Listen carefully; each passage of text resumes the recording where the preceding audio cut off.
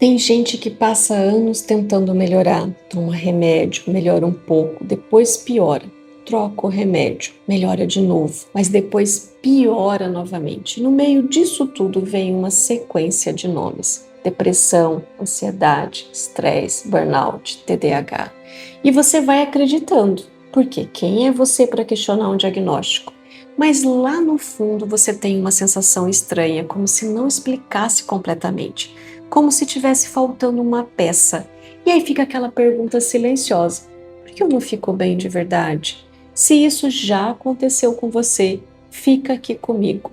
Porque talvez o problema não seja você, talvez ninguém tenha visto sua história inteira.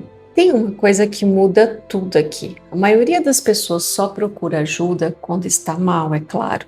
Quando está deprimida, ansiosa, esgotada. Ninguém procura ajuda quando está acelerado, quando está produzindo mais, quando está dormindo pouco e mesmo assim funcionando. Então, o que o profissional vê é só uma parte da sua história, uma cena. E quando você vê uma cena, é muito mais fácil errar o diagnóstico. O transtorno bipolar pode levar anos para ser identificado, muitas vezes 10, 12, 15 anos ou mais. E nesse tempo a pessoa pode receber vários diagnósticos diferentes. Você chega no consultório sem energia, sem prazer, sem vontade, coisas simples ficam difíceis. Levantar pesa, pensar cansa, existir cansa. E aquilo é real. E o diagnóstico vem, depressão, e faz sentido. Mas ninguém viu as semanas antes, os dias em que você estava diferente, mais acelerado, mais produtivo, com mais ideias, dormindo menos. Talvez você estivesse até mais confiante, mais expansivo, mais impulsivo, mas você não foi ao médico nesses dias, porque parecia que você estava bem. Então o que aparece na consulta é só a queda, e quando só a queda aparece, depressão. Parece depressão. Aí o tratamento começa, mas em alguns momentos não é só tristeza. Tem dias que a mente não para.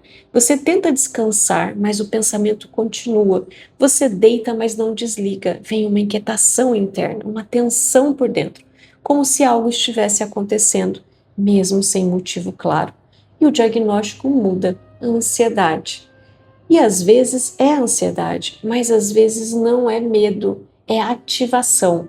É como se seu sistema estivesse ligado demais.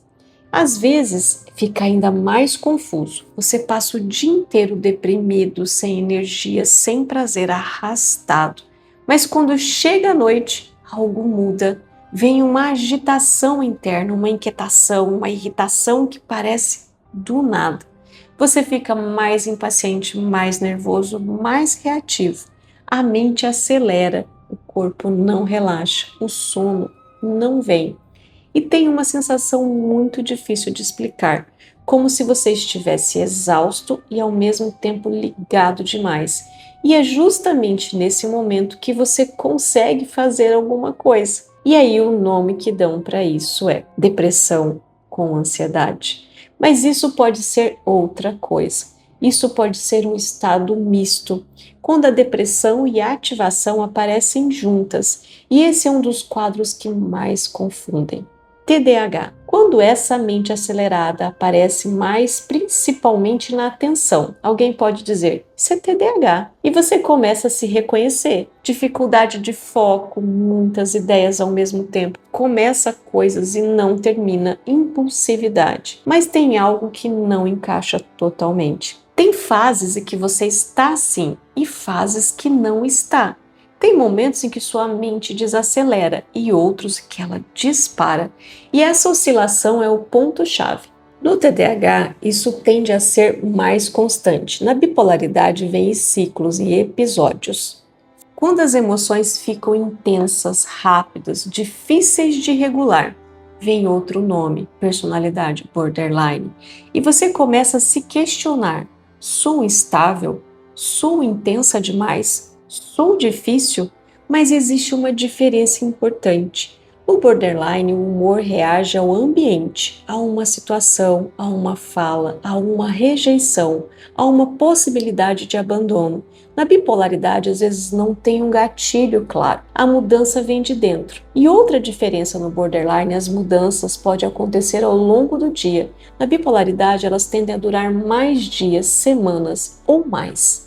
E no meio disso tudo vem o burnout. Cansaço extremo, exaustão, sensação de não dar conta.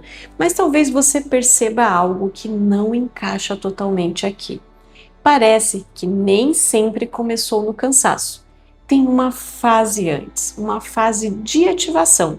Você pegando mais projetos, assumindo mais responsabilidade, dizendo sim para tudo. O chefe pede, você aceita. As pessoas precisam, você se disponibiliza e você dá conta. Você está mais produtivo, mais ativo, com mais energia. Mas tudo isso vem a dificuldade também de colocar limites. Aí a energia muda. Você continua com tudo nas mãos, mas sem energia para sustentar o que assumiu. Aí parece burnout. Mas talvez seja um ciclo: ativação, expansão, sobrecarga e queda.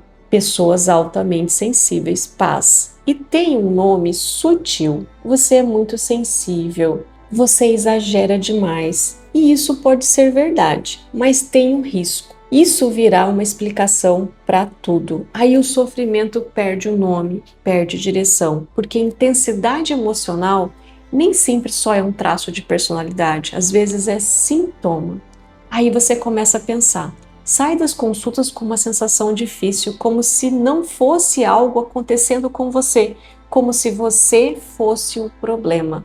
E isso te tira a esperança. E nos quadros mais intensos pode aparecer algo que assusta muito, o surto psicótico, com delírios de grandeza, de perseguição, delírios místicos religiosos. E quando isso aparece, o diagnóstico muitas vezes vai para esquizofrenia.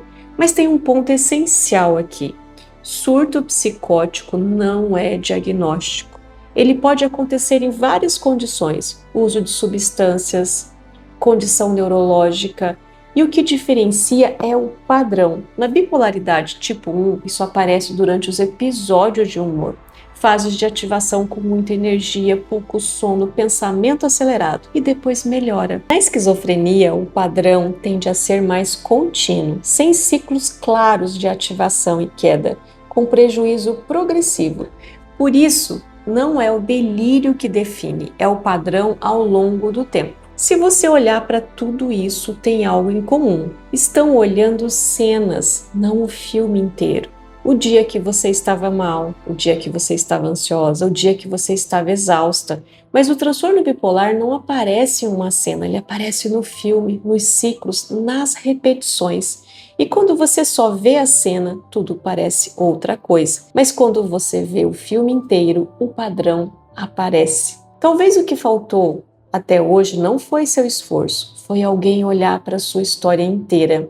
Agora eu quero te perguntar uma coisa. Quantos diagnósticos você já recebeu antes de alguém acertar? Quanto tempo levou para você entender o que estava acontecendo com você?